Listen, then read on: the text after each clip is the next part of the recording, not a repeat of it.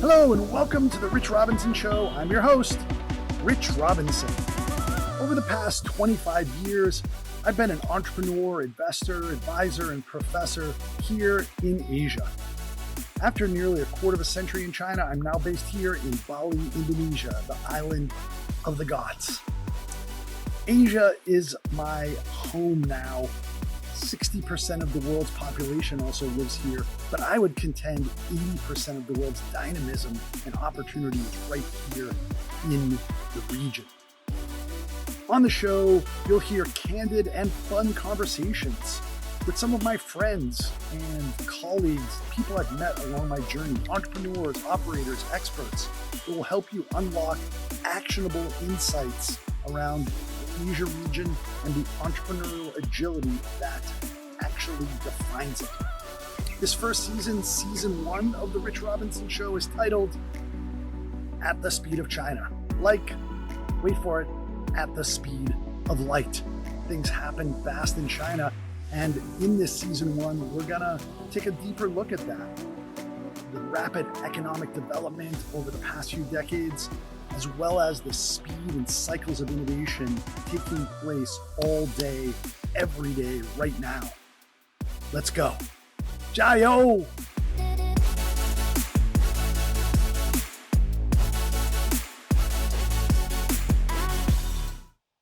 Jim McGregor, ladies and gentlemen. I'm going to give a round of applause. This is known, ladies and gentlemen, out in the podcast land as a get. If you're going to do a podcast that's going to talk about China and you can get Jim McGregor on the show, then you're already halfway there. Welcome, my friend. It's really lovely to see you.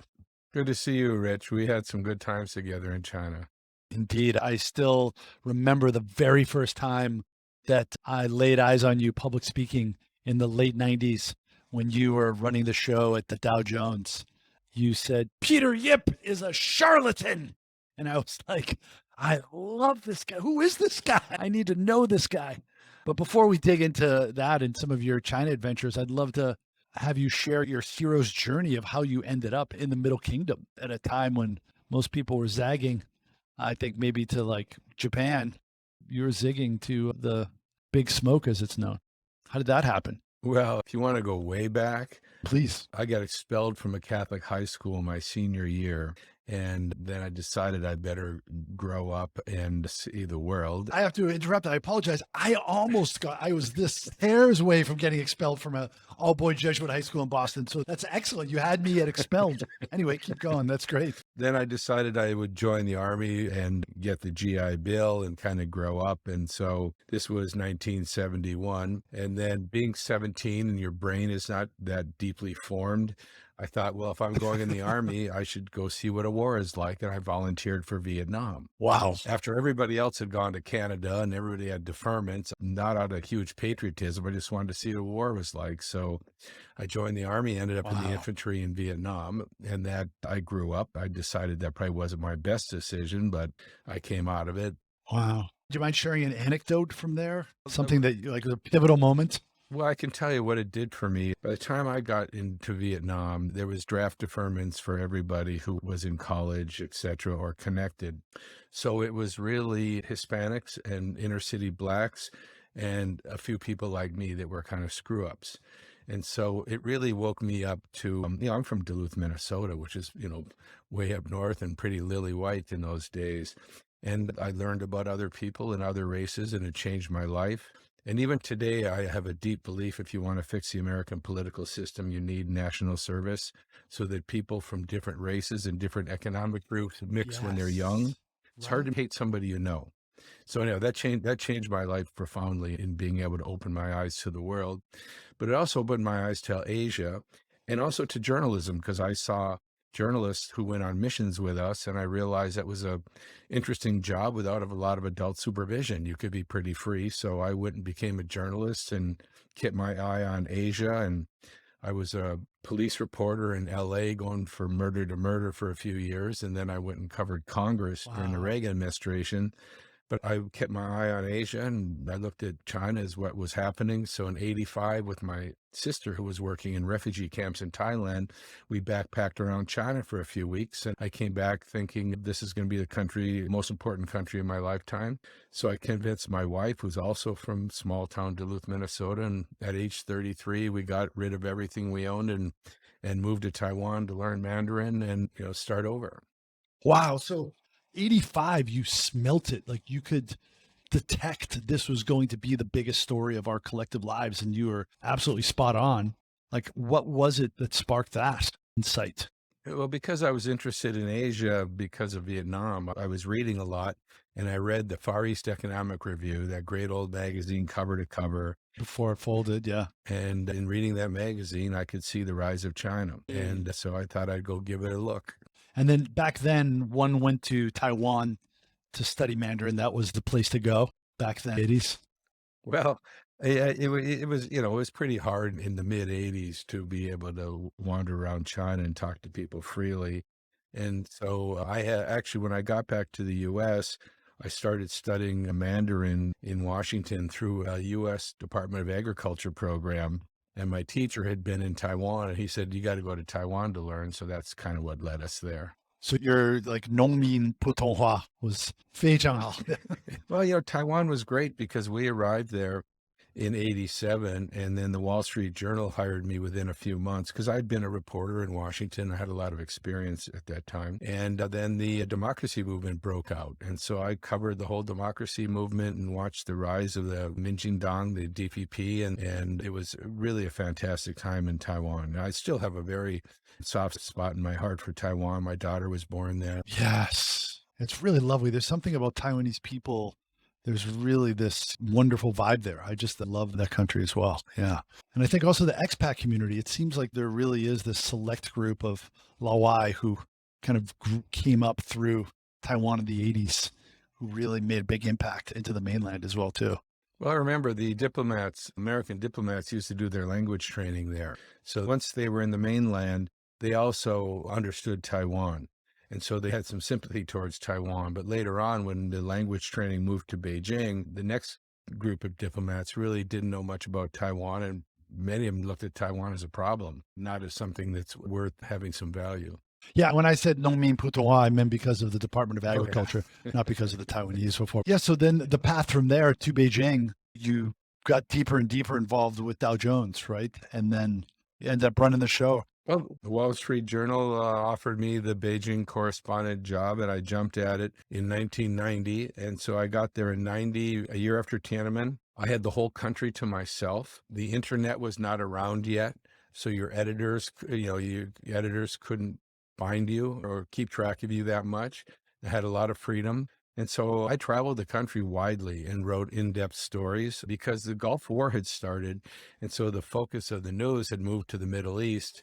And a lot of the companies had run out of China after Tiananmen. Some of them had. So I had that time and a very good editor at the Wall Street Journal who gave me the time. So I traveled the country, did in-depth stories, and really got to know the place. I was very lucky. And I had the whole thing to myself. But then as time went on, in 93, 94, Peter Kahn, the CEO of Dow Jones, and his wife, Karen House, who was actually the head of international, came, and I showed them around China. And being a reporter, I knew everything, right? So I said, you should do this, you should do that, you should do this.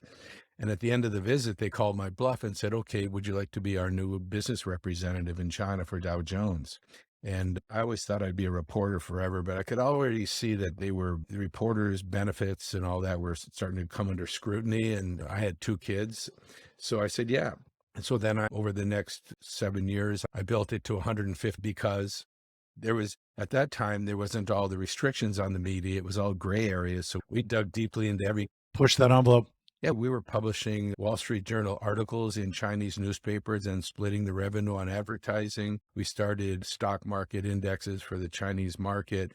We had the first business news half-hour show in China that we had our own crew inside of Shanghai TV that we put it together, and then we syndicated it ourselves. Yeah, it was great fun. And China was open and wanting to develop its business media was much more. And so it was a great time. And then we did the first Chinese language news wire by a foreign company. We had a 24-hour translation operation in Beijing that translated stock market news. Amazing. Yeah, I remember when I first moved to China in '96. I mean, you guys are already a force of nature in the mainland, and a lot of the alums and people that worked underneath you there, you created kind of like, there's a PayPal mafia. I think there's kind of a Dow Jones mafia that came out of that nexus. Yeah, and I think when you were there in '90, I first got there in '93 and I took the train through Siberia just as a tourist. But it was, the thesis of my book, At the Speed of China, is that it's kind of like a 4-to-1 ratio. 4 years in the West is a year in China. So a generation, 20 years is like a half decade. And I think in 1990, it was much closer to Mao than to now. And in the last 30 years, it's changed so dramatically. What are some of the things that you recall from that 1990 sort of travels around China that's just kind of a bygone era? Well, I remember as I traveled around, actually, you would get great access. Party secretaries would meet with you because I was the Wall Street Journal. They were really hurting after Tiananmen.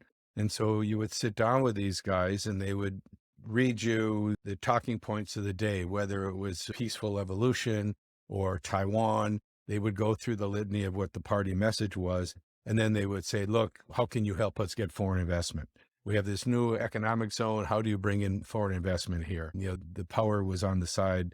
They were really eager to develop and the access was incredible. And, I became head of the Foreign Correspondents Club in '91 because I went on a reporting trip to Chengdu, and while I was gone, the other correspondent said, let's make him be the president. And I came back. So I was the head of it. Instead of a coup while you were away, you got elected while you were away. I learned that the Communist Party does not have a sense of humor at that time because we had this hilarious newsletter we wrote. Michael Browning, one of the greatest writers ever for a newspaper, for the Miami Herald, wrote this newsletter. It was pretty scathing, actually, about some of what we had to put up with our handlers. And anyhow, we decided to have a little fun for our summer party. We called it the Peaceful Evolution Summer Ball. And Bo Xilai's brother, Bo Xicheng, was the head of the tourism administration of Beijing. And he shut us down. He wouldn't let any hotel, anybody have us. Wow. Got wind of it, yeah. Well, and actually the People's Daily did an editorial against us. What was it? Buzhengzhifeng? It was like an ill wind from the east or something like that, taking serious what we were saying. Well, at least it was kind of poetic, so that's good. Yes. So, but then there was a guy named Max Wilhelm, who was the manager of the Great Wall Sheraton.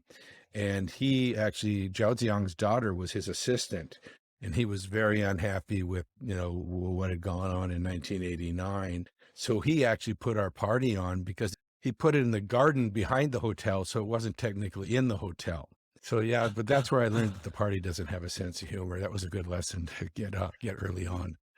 Indeed. So, I was back in Beijing in November and I got a ticket to the AmCham ball, and it was lovely to see you up on the screen from your lake house in Minnesota, and you're getting an award, well deserved, for your involvement with the American Chamber of Commerce. And share a little bit about that and some of the bridging that you've done, some of the what did you call them, door knocks to DC, because the purpose of this book is that China is an adversary, China is also a competitor, and China is also a cooperation partner, right? It's all three of those. And you can't just say, like Russia is an adversary and we don't cooperate or compete with them back in the Cold War. Good.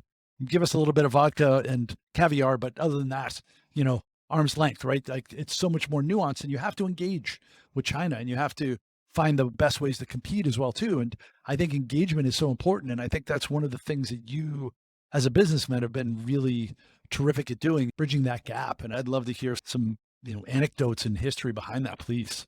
Well, getting into AmCham was interesting because when I first got to Beijing for the Wall Street Journal, nobody would talk to me. I remember calling up the head of IBM and he hung up on me because it was after Tiananmen. These guys were all very nervous. And so I needed to talk to the business community. So I went and joined AmCham as an American company because I'd actually been a member of AmCham in Taipei. And what was his name? There was a former colonel who was heading up one of the multinationals who was, in those days, the AmCham board, and met around a table at the Great Wall Sheraton coffee shop. It wasn't a huge organization. And UTC, United Technologies, and he said if they let a reporter in, he would resign. But Tim Stratford was head of the commercial section in those days, and he convinced them to let me in, and I did an agreement. I said, look, the ambassador in those days did a briefing for the business community and a briefing for journalists separately. I said, I do not need to be in that briefing for the business community. They can tell the ambassador their problems without a reporter in the room. I don't want that. I just want to go to the receptions and Okay, fair enough. so people know who I am and they're not scared of me. And so I got in. And then 2 years later, I was chairman. And because I had been a reporter on Capitol Hill in Washington during the Reagan administration, so I knew my way around Washington. And so we would go once a year to Washington on what we called the door knock to meet with the administration officials and members of Congress and tell them our view of China. And we actually got a lot of credibility and people listened to us, and we had high-level meetings because we were on the ground and we knew what we were talking about. And we were very careful to not let companies talk about their own issues. We would not let the local government relations people in Washington join us. It had to be people based in China. And, you know, we lobbied for MFN. We lobbied for China getting into WTO. Our line was, look, China's going in a reasonable direction. You know, let's be fair. And China was. I mean, today people say, oh, you were a bunch of Philistines who were tricked and China was never going in that direction. I think China changed directions, actually, basically under who and when to start after the global financial crisis. But anyhow, I did that year after year after year. And it ended up to be kind of it was like, you know, a camping trip every year, because it was a group of people that were longtime China people like Les Ross and Tim Stratford and many others. And we all knew each other and we'd have some fun because, you know, some of these members of Congress we would meet with were very serious people and some were pretty wacky. And so there were some entertaining times. Any anecdote you can share that's safe for public? Well, yeah, there was one recently, probably 4 years ago, we were meeting with a congressman who I won't say his name, who was a conservative Republican who loved Donald Trump. And so, you know, that was fine. We listened to that. He opened the meeting telling us how Trump was the smartest man on earth and playing chess while everybody else is playing checkers. That's fine. But we were talking to him about some legislation to tighten up CFIUS, the investment review law, and he was a supporter. And I said to him, look, that's great. We're very supportive of this, but it's got to be transparent. You can't just stick all these companies in there, and especially on export controls, and there's also export controls. These two laws were being redone. But companies need to know what's going on. They can't just be a black box and then a decision comes out. And I said, if it's a black box, it's going to look like the Chinese system. It's going to be like the NDRC. And he got up and he started yelling at me. He goes, are you calling Donald Trump and I a communist? Get out of my office. Get out of my office. And the other guys in the room are looking at me and they're kind of worried. And I thought it was kind of fun because I'd been around Congress a lot. Anyhow, I didn't leave. And I said, no, you misunderstand me. Wow, that's great. Well, I think, you know, one of the things that I learned about you being from Minnesota is that there's a certain kind of perception of Midwesterners, but I think that you're from like the Rust Belt. And I think that you're from like this down home American, like very likable, cordial, all American aspect to you, but you're also like a tough bastard, right? And I think maybe that sort of like Rust Belt, and I appreciate that growing up from Boston, right? There's that kind of like duality as well too, right? It's like all the way up to a point and you don't get easily rattled. I think, am I right in assuming that, like the kind of Rust Belt upbringing, that it's not all like just apple pie and like there's like a little bit of a backbone and like a edginess to it? Well, I grew up in a family of 9 children. And in Duluth, Minnesota in the 70s, when we all got out of high school, it was like 25% unemployment because all the steel mill and all the heavy industry was closing down. And, you know, look, I was infantry in Vietnam and I was a police reporter going from murder to murder. You know, I've seen a few things. And I actually care a lot about the United States and where this country is going. And also I've got great affection for the Chinese people. And so being in the middle of those. And you can be both, right? Yeah. And these days it seems like you're not allowed. Well, yeah, I always talk about the Chinese people. I don't talk about the party. My Yes. affection and respect is really for the Chinese people. The Communist Party actually has done some very good things for China, but it's kind of lost its way right now in really alienating China from the world and taking this very hard. And that was, I believe, it was quite unnecessary. But everybody's caught up in victimization these days. The America says we're a victim of China. They stole our jobs. And China says they're a victim of America trying to keep us poor. And I think that's just because we don't have inspired leadership in either country. Well said. These days now, you're working, you have been for quite a while with APCO, a very well-regarded firm, and you're doing, I'm sure, a lot of interesting work. Anything you can share about, without disclosing anything, of course, so that's sort of, bridging between China and the West with some companies and some of the issues that you're facing these days? Well, there used to be a lot of power on the side of foreign companies in China because China did not have well-developed companies and technologies, and those days are gone. Foreigners used to be special in China, were treated special, and they're now a lot less than special. A friend in Beijing the other day put it this way: there's two kinds of foreign companies in China, those that China needs and those that need China. You can do business there. If China doesn't need you, then it's going to be tougher and tougher. It's almost that simple. And companies have to be aware of that. Do you have a residence permit or a visitor visa in China as a company? Are you just there for a while so China can figure out what you do and replace you, or are you there for the long term? And I think that's still up in the air, actually. And also, for many years, we worked with market entry. Now we work with market survival. How do you deal with the cybersecurity law? How do you deal with Made in China 2025? How do you deal with cross-border data? All of these issues. But we're also helping Chinese companies that are going out internationally, that are good companies, that are not state-owned companies, that are not out exploiting the world, that are Chinese entrepreneurs. And it's getting harder and harder for them because China as a country or as an entity is so distrusted now that a Chinese company going out is automatically has that label on their forehead that you must be controlled by the party, you must be exploiting information, you must be gathering. It's really kind of off the charts. And what are they doing in response to that? Are they trying to set up a global headquarters in Singapore or try to change the narrative, or are they just, Well, they're trying to get more understood. I mean, they're trying to talk to people and actually show that, they're trying to get more involved in international organizations to show that they have data security, that they are as good on data security as anybody. They're trying to be more transparent. Not everybody, but some of the good companies. And in many cases, they're foregoing the U.S. market, and also in some ways, sometimes foregoing Europe. And it's like Mao, when Mao, attacked the cities by surrounding them in the countryside. Countryside, Well, yes. a lot of, Doing Africa, Southeast Asia, maybe LATAM. Yeah. Interesting.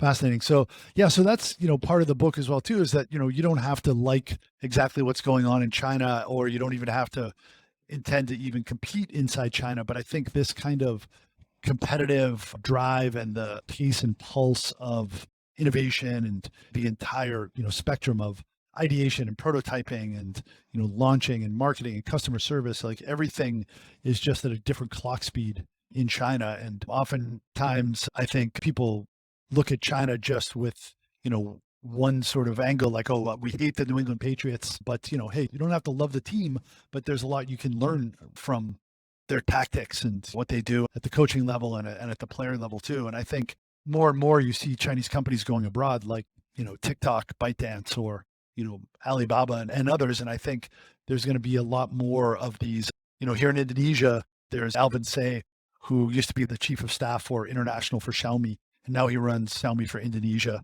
And it's $1 billion unit. And he just moved them to first place in Indonesia. And that's going to happen, I think, a lot more. Chinese companies being more aggressive going abroad. And you've known some of the best entrepreneurs in China way back before the internet boom started. Charles Zhang from Sohu and, that first wave. And maybe you can share your perspective on Chinese entrepreneurs and how they're just, wired a little bit differently and how they compete. Let me bring this way back to Chinese competition. When I first got to Beijing in 1990, I brought a mountain bike from Taipei. And I would go riding around on what today is the second ring road. In those days, it was just a road that kind of circled around where the old city wall used to be. And because I lived in a diplomatic compound where Chinese people weren't allowed in unless they were working for the foreign ministry and keeping an eye on you, I'd have to go out and ride my bike and try to talk to people. So I'd go out at night and I'd ride around and I'd talk to people riding their bikes. And, I'd tell them I was a journalist, and often they'd just turn away. But sometimes they would, because it was anonymous, they would talk to me for quite a while. But one thing that was quite interesting is I had this mountain bike and I wasn't racing, but young Chinese people would see me on this mountain bike and they go, how should, like I had a Porsche or something. But then on their rickety flying pigeons, they would try to beat me. They would have to start really going and trying to beat me, even though I wasn't racing, but I was a foreigner on a fancier bike. That is one place where I really saw the competitive spirit of the Chinese people. When I would hire people, I really tried to hire people from the countryside or from small towns who had gotten themselves, to Beijing through a university or whatever.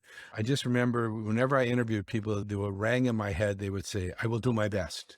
I will try my best. And they were so eager, and, they were sleeping under their desks. You'd have to kind of kick them out of the office. I'd go home for a while. Everybody's an entrepreneur. Everybody had a business plan after, if you had an IE taking care of your child within a month, they have some business plan with a cousin or something. Here's a funny story, an interesting story. There was a lady from our Japan office who came to China. She was European for her honeymoon, and her husband, who I'd had dinner with, the two of them, was running down Coal Hill behind the Forbidden City with her on his back, just kind of running and having fun. He tripped and she went flying over his head and hit her head on a rock, and really kind of went into, I don't know if convulsions is the right word, but some very nice Chinese man grabbed her, put them in a taxi, and took them to this little hospital in Western Beijing. So I get a call. I go pick them up. It was a pretty local hospital. And I pick them up and I bring them to Xiehe, to the capital hospital. And anyhow, she had to be there for a few days. They didn't do surgery, but she came out of it. And that guy that helped them, he came to see them, and we were very nice to him. About 2 months later, I get a call from him, and he'd like to come see me in his office. So in my office. So he comes, and he's just a worker. This isn't anybody who's very sophisticated. He comes with his friend, and I'm running Dow Jones, an information company. They come in my office, and his friend has what they are saying is an oxygen machine, a portable oxygen machine, because pollution is coming. So his friend turns on the machine. This guy puts 2 tubes, one into each nostril, and he's introducing the machine to me. Well, this thing is supposedly pumping oxygen into his nose, and he wants to see if Dow Jones will invest in this. I mean, that's where I saw ramp entrepreneurship. Then you look at how quickly Chinese companies iterate with their business models and their products. Why? Because it's so competitive. It's not protected. I mean, I think the lack of IP protection really propelled Chinese business, because you couldn't sit back on your laurels. The guy next to you as soon as somebody sees a business model, you know how it is. If somebody opens a shoe store on a street, you're going to have 20 shoe stores on that street. Oh, you mean Shoe Street? Yeah, exactly. Yeah. And that's what happens. And so people, it's very, very dog-eat-dog competitive when it comes to doing business and making money. And also, I think there's a feeling of make hay while the sun shines. This may not last. And you see this in some of these spectacular corruption where you've got a party official who just does spectacular corruption, like fills their basement with bundles of cash and gold bars, and they have to take it away with trucks. How could somebody do that? I think they just kind of think, I'm going to make hay while the sun shines. And if I get 10 good years and they get me later, well, I had 10 good years. It's hard to wrap your head around, but I think they're so used to change in their country, the things are going well for a while, then they turn and they twist. You better grab things while you can. Indeed. Yeah. Excellent anecdote. Thanks for sharing. And speaking of twists and turns, I usually don't cover that many topical things, but last month was a very topsy-turvy month, especially for tech companies and educational companies. How do you explain it to some of your clients in the West and frame why and what happened? Well, strategically, it's very understandable. Tactically, it's typical for the Communist Party to overdo things and take it too far. But, these big tech companies, the big platforms, were exploiting people's personal data. They were running monopolies where if you're on my platform, you can't be on these other platforms. China got very worried about that they have better data than the party. And on education, the same thing. They're worried about exploiting people with all these education platforms, and people can't afford, they want them to have more kids, but they won't have more kids because they can't afford it. Yeah, they just put in a 3-child policy, but they're like, I can't even afford one because even though school's free, I have to keep up with the Joneses and put maybe 2/3 of my disposable income into tutoring, right? And it just is a race to the bottom. But, then they go too far. And what will happen now is that the wealthier families will have private tutors come to their homes, and the other kids could miss out. I mean, when you have the Gaokao, the college entrance system, it's going to feed that kind of, even Taiwan, the Bushi bonds, the same thing. Korea, the same thing on study outside of school to stay ahead of the other kids. They need significant change. You can't just go after one thing. And actually, I think they realize that now. China just announced they're putting together a 5-year plan on reforming technology and education. And, they're going to do it in a more thoughtful way now, because I think they realize what they do. Just one morning, people woke up and the government and party said, and it was the government and the party, not just the government, which is a much more powerful statement, that education companies will now have to be nonprofit.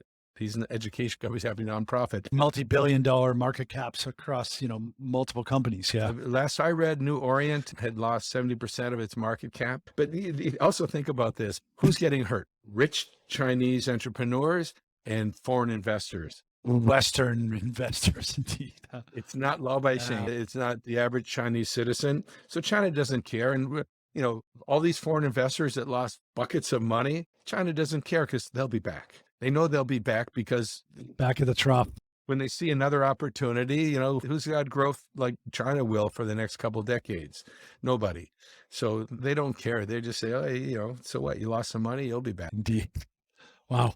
And so right now you're in the US doing remote work with clients, and just like I'm doing remote control from Bali, but you have a base in Shanghai as well. And I think we'll all be building up our mini shampoo collections, probably post-Olympics next year. Maybe you could share a little bit about maybe some of your experiences and sort of the speed of change in China and lifestyle as raising a family there, and maybe your life in Shanghai before you left compared to maybe when you got there and some of the things that you've observed. Well, I lived 25 years in Beijing, in Shanghai at the end. When I first arrived in Beijing, we had Tingdian. You'd have electricity that would go out at certain times because they didn't have enough power generation. And there was no supermarkets. You go to the friendship store and to the open markets. And in the fall, they still brought in cabbage from out in the fields and piled it like mountains on the street corners.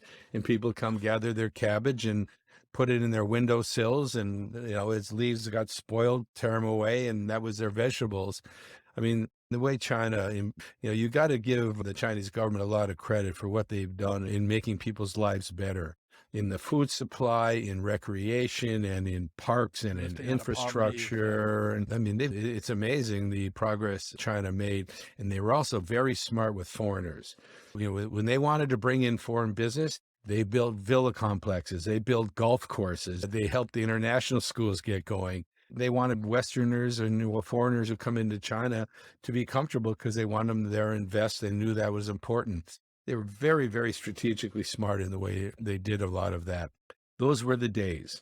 And, even though China's a much more difficult place today, especially, for foreigners and all the nonsense you've got to put up with, the anti-foreign nationalism that has been built up among the young people by the party over the years. I mean, the buzz of China. Yes, it's addictive. It's just intoxicating. There's a new restaurant where it's being served by robots. There's, you name it. There's just all this great stuff. There's always new stuff happening all the time. And people are pretty optimistic and moving ahead in their lives. And I think that's what a lot of people in today's political atmosphere in the West do not understand, is how much better the raw optimism. Yeah. Optimism and how their lives have been made so much better. And actually, even, look, the Chinese system is working better for China right now than the Western democracies are working for our own people. And that is, if we want to compete with China, it's all about home. We got to get our shit together. Because right now, think of all these Chinese young people that go to American universities and have been watching the American political system. Do you think they go home and say, boy, I want some of that? They did for most of the time that we were there, right? Absolutely, right? But now, in the past decade or so, especially last half decade, yeah, it's definitely not the best version of ourselves. That's for sure. Well, and also I saw this happen after Tiananmen. The party got very worried that young people were becoming too enamored of the West. Remember the goddess of democracy and all that in the square. And so the propaganda has ratcheted up that as we rise, the West is out to keep us down. And they want to keep us poor and they look down on us. And if you selectively quote congressmen and others on China, Plenty of evidence, yeah, for that if you do it selectively. you've got great evidence. And, you know, the evening news in China, you know, is three parts. The first part is, you know, look how great our leaders are. The second part is look how good our country is doing. And the third part is look what a shit show the rest of the world is. And, you know, that's every night. And we have been very, very good at supplying them with that third part, you know, the insurrection at the Capitol. Are you kidding me? The dysfunction of our democracy. We have to, you know, if we want to lead the world, we got to give people something that they would aspire to. Yeah, I think that hope springs eternal. And I really feel that this is, like, you lived through it. Like, I was born in 67, and the 60s, you know, were such a tumultuous time, 60s into the 70s. And I almost lamented, like, oh, I kind of miss that. I kind of wish I'd experienced something like that, right? And these things all come in cycles, and I have to believe that there's a resiliency kind of baked into democracy, which is, of course, the worst form of government, except for all other forms of government, right? Well, you know, I'm almost 68 years old now, and I don't want to become one of these old men who says, oh, the world's going to hell. In the balcony of the Muppets, just, yeah. But, you know, think of yourself. Look back. You are a World War II veteran. You came out of World War II. You got GI Bill to go to college. You got a GI loan to buy a house. You're the first person in your family to have an education. The U.S. economy is booming because of the war machine we built has now been turned into consumer goods, big export. Things are going very well. The highways are all new and fresh to transport those missiles, and everything is good. And then the 60s happen, and your kid has long hair, is doing acid, having sex in a cornfield where the rock and roll band plays. You probably thought the world was ending then, you know. Yes, right. But, you know, there's a great book by Jill Lepore called These Truths. Jill Lepore is a Harvard historian who also writes for the New Yorker. She's a beautiful writer. She has a book called These Truths, which is a great history of America. It kind of goes, it shows that America goes from shit show to shit show and fixes itself.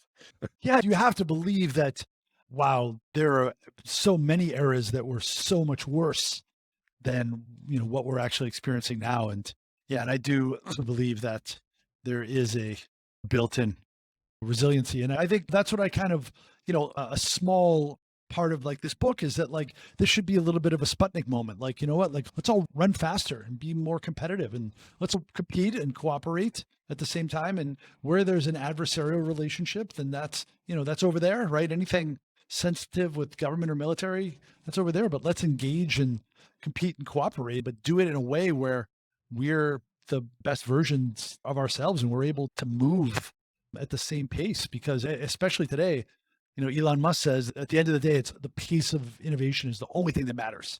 Because if you're able to, you know, execute and experiment and, you know, more quickly, then you can figure stuff out. Well, actually, China may have done the U.S. a favor by really kind of going over the top in recent years on technology theft and pressure on companies and, you know, tightening its market and on and on and on. They've created one bipartisan issue in Washington, and that is that China is a bad guy. And it's over the top, but at least now it seems to be coalescing to, we got to compete with China. We've got to invest in ourselves. Because we went into what even Marco Rubio calls free market fundamentalism. We went too far in that we weren't investing in ourselves. We weren't putting money into R&D. And now that's turning around. And this legislation that is currently boiling in Congress on in investing in technology and education. And, you know, we need to fix our immigration system. We need to invest in ourselves and compete with China. That's the best way to do it. You can't sit back and condemn China. You got to compete. Amen. Well said. Hey, Jim, wonderful to catch up.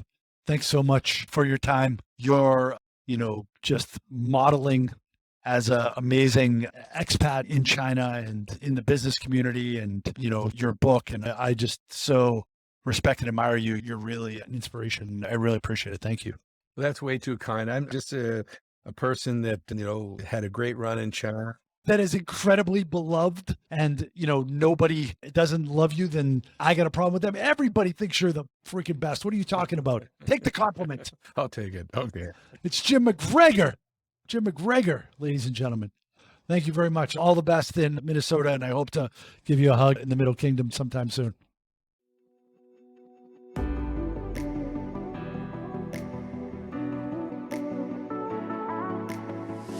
That's a wrap.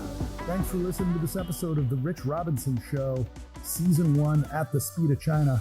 Visit therichrobinson.com/show to smash that subscribe button. Please also go to iTunes or whatever platform of choice, rate and comment. And until next time, thank you very much. 再见. 谢谢.